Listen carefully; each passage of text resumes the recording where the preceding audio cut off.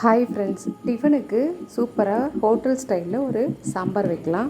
ஆக்சுவலாக இது வந்து மதிய சாப்பாட்டுக்கு வைக்கிற சாம்பாரோட டிஃபன் சாப்பாடு கொஞ்சம் தான் டிஃப்ரெண்ட்டாக இருக்கும். ஈஸியாக இதை எப்படி செய்யலான்னு பார்க்கலாம் வாங்க. இப்போ நல்லா வேக வச்சு இந்த மாதிரி கடைஞ்சி எடுத்துக்கோங்க.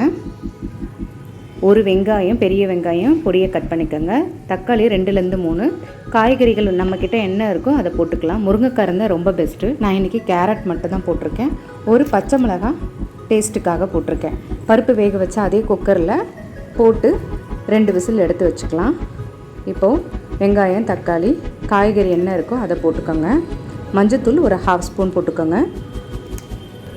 மிளகாத்தூள் ஒரு 1.5 ஸ்பூன் போல் போட்டுக்கோங்க.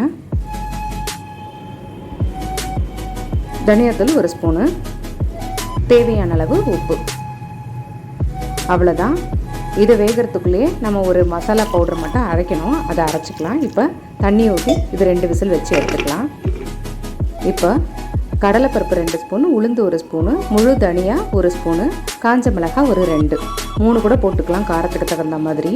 இதை நல்லா ஒரு பேனில் ஃப்ரை பண்ணிக்கோங்க. இதில் ஆயில் விட்டும் ஃப்ரை பண்ணலாம். நான் இப்போ ட்ரையாக தான் ஃப்ரை பண்ணியிருக்கேன். தேங்காய் பத்தை 1லேருந்து 2 எடுத்துக்கோங்க. கொஞ்சமாக தான் எடுத்திருக்கேன். அதை துருவி எடுத்தாலும் ஓகே, இந்த மிக்சியில் போட்டு இந்த மாதிரி அரைச்சாலும் ஓகே. இப்போ நீங்கள் இதை நல்லா ஃப்ரை பண்ணிக்கோங்க.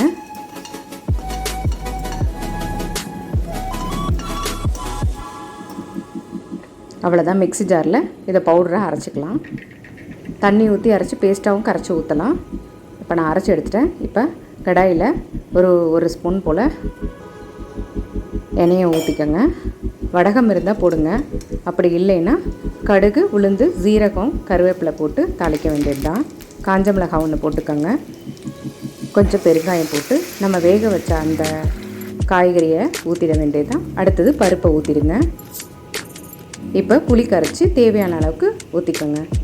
தக்காளி நிறைய போட்டிங்கன்னா டேஸ்ட்டு நல்லாயிருக்கும். புளி கொஞ்சமாக ஊற்றுங்க. இது சாம்பாருக்கான, இது மதிய சாப்பாட்டுக்கான சாம்பார் ரெடி.